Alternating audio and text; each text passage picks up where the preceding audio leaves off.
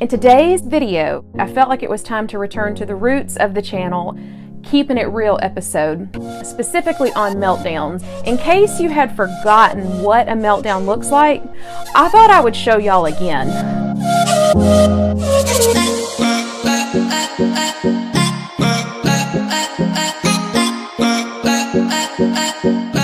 Hey Ellis FamLifers, and welcome back to our channel. If you are new here, this is EllisFamLife #AutisticTwins. We like to do three things around here. We want to raise, relate, and educate. Raise awareness and acceptance for nonverbal autism. Relate to you and the autistic person in your life. And educate by sharing stories of our life with nonverbal twins, Alex and Will. New friends and old friends, thank you for joining us. I have not done a Keeping It Real episode for quite a while. Between the documentary that we did with the BBC and the traveling that we did, and then we've had a lot of good results with CBD, and so I've done a whole series on CBD, but I felt like it was time to return to the roots of the channel and do a Keeping It Real episode, specifically on meltdowns, because they happen frequently at our house. And in case you had forgotten what a meltdown looks like, I thought I would show y'all again. Anyway, Will is the one who melts down the most in our house, and sometimes Will's meltdowns will cause Alex to melt down because Alex gets really upset with the noise. Will has sensory issues galore. Like, he doesn't like loud sounds. He doesn't like specific sounds. His coping skills aren't as good. If either of the two are going to get upset more often, it's going to be Will. So this is a kind of a compilation of several different instances where Will was melting down. And the thing about Will's meltdowns is Alex has gotten this idea in his head that the way that he needs to comfort Will is by squeezing him. And I don't know if it's a gut reaction to being autistic and kind of knowing that Will needs some kind of pressure or deep stimulation, like a squeeze, kind of like Temple Grandin's squeeze or hug box. That is the impression that I get, that Alex realizes subconsciously that it's important for Will to be comforted, and he knows, kind of like, I guess in that special twins language, that the only way that Will be comforted is by squeezing him really tight. So I caught a lot of examples of it on video. Once I figured out what he was doing, I started paying more attention to when Will has meltdowns. And I know you're probably wondering, well, y'all have CBD now. Why do you still have meltdowns? Oh, we still have meltdowns. They're just not as frequent as they were before we started CBD.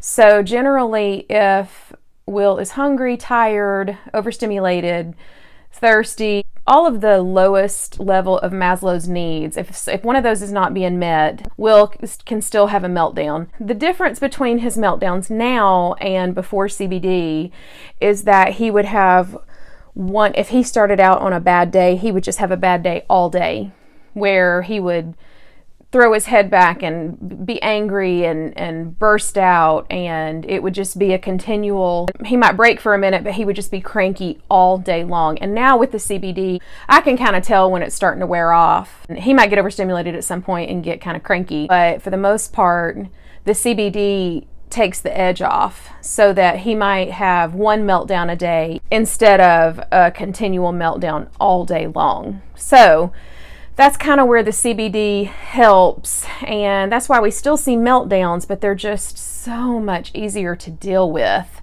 than they used to be. I hope you enjoy this video. It's more, not really an enjoyment, but it's kind of just fascinating. It's like a train wreck that you can't look away from, and to see two little people who are autistic, who are so much alike and yet so different, it really is just, you can't turn away from it. You have to watch because it's so interesting. And it just happens to be that they're brothers and they're twins, and they have such an interesting dynamic and an interesting way of dealing with life. So I hope that you enjoy this video from a learning perspective, I guess you could say. All right, so without further ado, let's jump into our squeeze examples. Are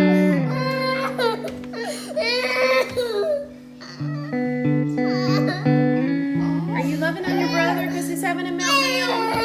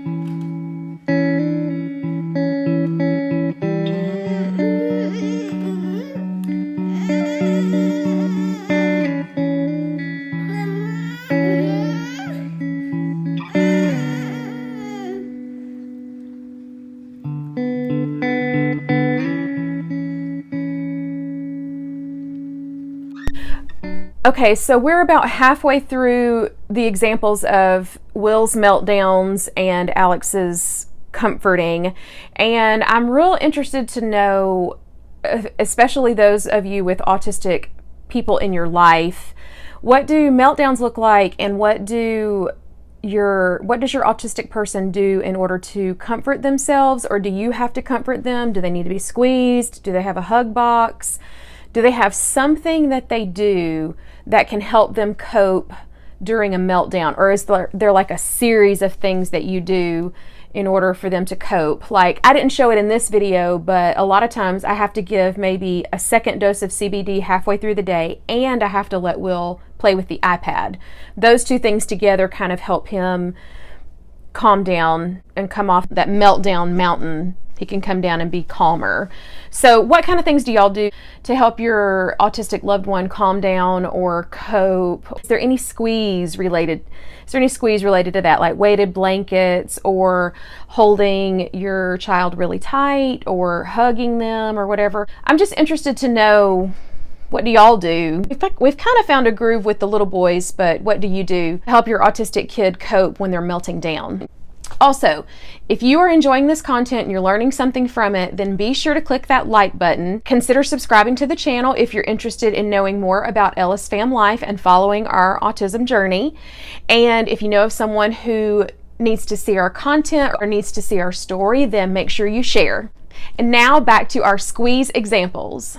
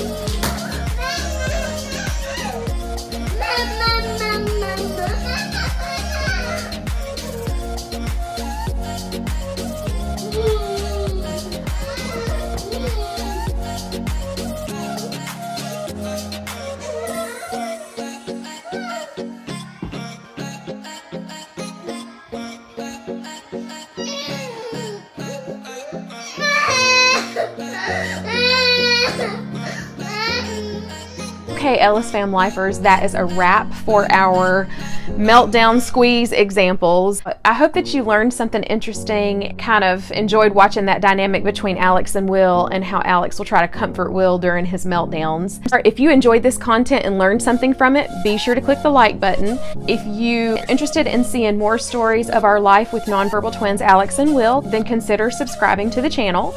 And if you know of someone who needs to know our story or needs to see our story, and especially if they have an autistic loved one and they're alone and they don't know where to turn, or there's no one who understands, then point them in this direction and share our video with that person so that they can know that they're not alone. And when you subscribe to the channel, be sure to ring the bell, and that will give you notifications of when I release my videos, which are generally Wednesdays and Saturdays, and sometimes Mondays. Well, really when I'm feeling especially talkative. But it is a journal day, and it's called the Inner Circle, where really a lot of times it's problems or venting about things with the twins that I don't know how to fix, or I want to know how other people do it. And there's like an inner circle of people that come to that meeting, and so it's kind of like group therapy. So Wednesdays and Saturdays are more, educational, raising awareness, and then Mondays are the relational aspect, where we talk about problems and solutions with dealing with raising autistic children. So 5 things: like, comment, share, subscribe, and ring the bell. And then you'll have done everything you can to help my channel. Okay, thank you so much for watching. I really appreciate all of the comments and support, and I'm kind of excited because we're really starting to build our subscriber base, and we're starting to build a really good community of EllisFamLifers. So welcome, and I'm so glad that you all are here, and y'all know I look forward to next time.